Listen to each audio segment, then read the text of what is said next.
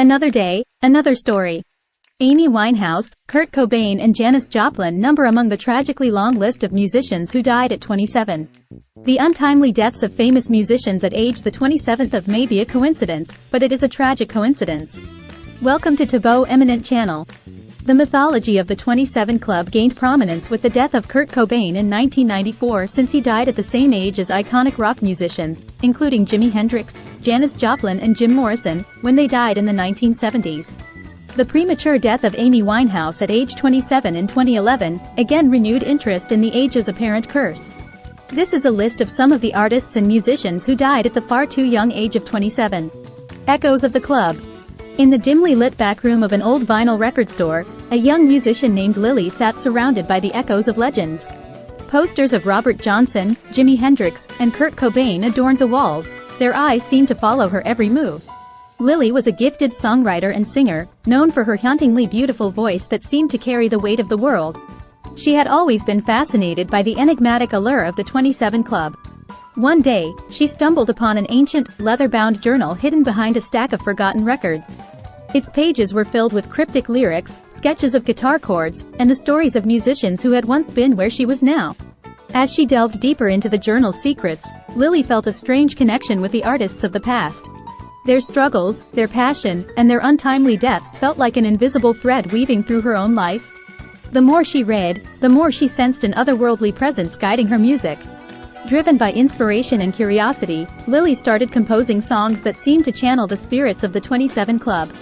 Her melodies were infused with the raw energy of Jim Morrison, the soulful depth of Janis Joplin, and the rebellious spirit of Amy Winehouse. With each note, she felt the presence of these legendary artists guiding her, whispering secrets of the universe into her ears. Word of Lily's extraordinary talent spread like wildfire. Record labels, music producers, and fans alike were captivated by her haunting performances. But fame came at a cost. Lily found herself entangled in a world of excess, temptation, and the same demons that had haunted the members of the 27 Club. As the pressures of fame grew, Lily turned to the pages of the old journal for solace. In its words, she found the strength to resist the destructive path that had claimed so many before her. Instead, she channeled her struggles into her music, creating powerful ballads that spoke of resilience and hope. In a grand tribute concert, Lily performed her original songs, a heartfelt homage to the legends who had inspired her journey. As she sang, the spirits of the 27 Club seemed to fill the room, their presence tangible in the music that enveloped the audience. When the final notes faded away, Lily felt a sense of closure. The spirits of the 27 Club had found a vessel in her, and through her music, they had transcended time and mortality. Lily, the girl who had once been just another fan, had become a legend in her own right, carrying the echoes of the club into the future. And in the quiet moments after the concert, as she packed her guitar and the old journal, Lily knew that the spirits of the 27 Club would live on, their legacy preserved through her songs, inspiring generations yet to come. Robert Johnson, 1911-1938. Born 100 years ago in rural Mississippi, the blues singer and guitarist Robert Johnson garnered little attention during his lifetime but was rediscovered in the 1960s, influencing numerous rock and roll pioneers. According to legend, Johnson sold his soul to the devil in exchange for his mighty talent, which he demonstrated on street corners throughout the Mississippi Delta and in the 29 songs he recorded between 1936 and 1937. Famously partial to women and whiskey, Johnson was allegedly poisoned by a lover's jealous boyfriend or husband. Considered one of the greatest blues musicians, Johnson's mastery of the guitar had a profound influence on later generations of musicians. He died under mysterious circumstances, possibly due to poisoning. Brian Jones, 1942-1969. A founding member of the Rolling Stones along with Mick Jagger and Keith Richards, Brian Jones developed a severe substance abuse problem that by the mid-1960s had taken a toll on his health, landed him in jail and alienated him from his bandmates. He was forced out of the group in June 1969. The following month, Jones was found dead at the bottom of his swimming pool. Police reported that he had drowned while under the influence of alcohol and drugs. Recently, new evidence has suggested that foul play may have had a hand in his death at age 27. A founding member of the Rolling Stones, Jones was a multi-instrumentalist and a key figure in the band's early success. He drowned in his swimming pool, with the exact circumstances still debated. Alan "Blind Owl" Wilson, 1943-1970. Known as Blind Owl because of his poor vision, Alan Wilson, first on left, headed up the American blues band Canned Heat, which performed at Woodstock in 1969. A songwriter, guitarist and harmonica player, he famously retaught the aging blues legend Son House, who had been living in obscurity for decades, how to play his own songs. Wilson, who struggled with mental illness and had previously attempted suicide, succumbed to a drug overdose in September 1970, becoming the first of 3 acclaimed musicians to die at age 27 that year. Jimi Hendrix, 1942-1970. Remembered as one of the greatest electric guitarists in history, Jimi Hendrix revolutionized rock and roll as both an artist and a producer during his brief 4-year career. He died in London in September 1970, asphyxiating on his own vomit. His girlfriend claimed that Hendrix, a heavy drug user who was particularly fond of LSD, had washed down a handful of sleeping pills with red wine before going to bed. Widely regarded as one of the most influential electric guitarists in the history of popular music, Hendrix died from barbiturate-related asphyxia, likely accidental. Janis Joplin, 1943-1970. Born in Texas, Janis Joplin won over the San Francisco music scene with her bluesy vocals and powerful stage presence, first as the lead singer of Big Brother and the Holding Company and later as a solo artist. Despite multiple attempts to get clean, she became increasingly addicted to heroin and alcohol as her career skyrocketed. She died of a heroin overdose in October 1970, less than 3 weeks after the death of fellow rock icon Jimi Hendrix. A powerful and passionate blues-inspired singer, Joplin died of a heroin overdose. Jim Morrison, 1943-1971. A poet and avid reader of philosophy, Jim Morrison rose to prominence as the lead singer and lyricist of The Doors, a band he founded with a friend in 1965. By 1969, his drinking had become a problem, making him late for performances and fueling raucous on-stage behavior. In July 1971, Morrison died of a heart attack apparently caused by a heroin overdose while living in Paris. It is thought that he mistook the drug for cocaine and snorted a fatal amount. The charismatic lead singer of The Doors, Morrison was a poet and lyricist. He died in Paris, and the exact cause of death remains disputed, but it's generally attributed to heart failure. Ron Pigpen McKernan, 1945-1973.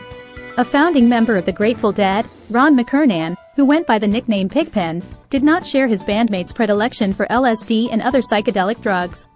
However, his heavy drinking caused him to develop cirrhosis in 1970, and by 1972 his health had become so fragile he could no longer tour. He died of an internal hemorrhage in March 1973. Pete Ham, 1947-1975.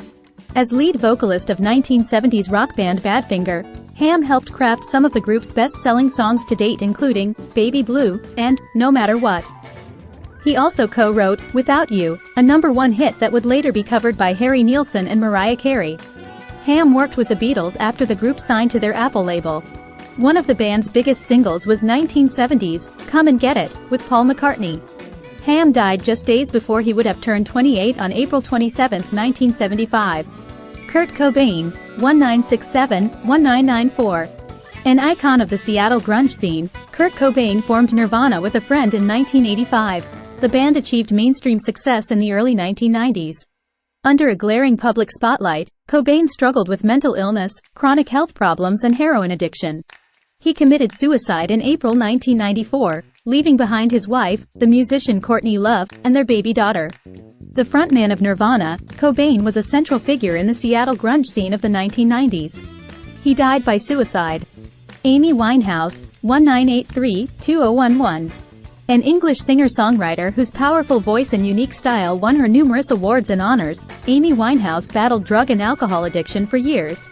Her substance abuse problems were frequent tabloid fodder and inspired some of her songs, most notably the hit, Rehab.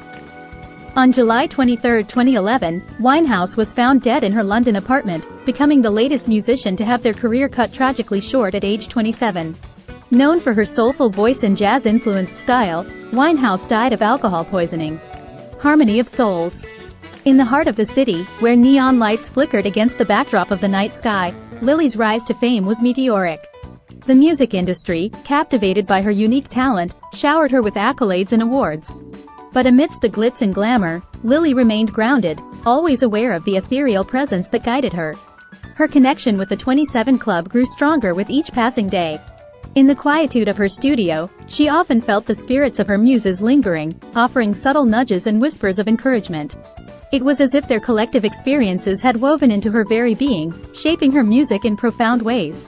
One night, while strumming her guitar in the dim glow of a single lamp, Lily felt a powerful surge of inspiration.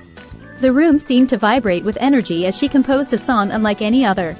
The lyrics spoke of love, loss, and redemption, capturing the essence of the 27 Club's collective story. The song, titled "Harmony of Souls," became an anthem, resonating with listeners around the world. As her music touched the hearts of millions, Lily became a beacon of hope for aspiring artists. She used her influence to raise awareness about mental health issues in the music industry, honoring the memories of the artists who had struggled in silence. Through benefit concerts and charitable initiatives, she channeled her success into making a difference, breaking the cycle that had plagued the 27 Club. Yet, fame came at a personal cost.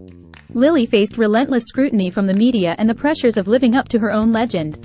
The weight of the spirits she channeled sometimes became overwhelming, testing her resilience. In her moments of vulnerability, she found solace in the pages of the old journal, seeking guidance from the voices of the past. One day, as she flipped through the journal's fragile pages, she discovered a letter tucked within its folds.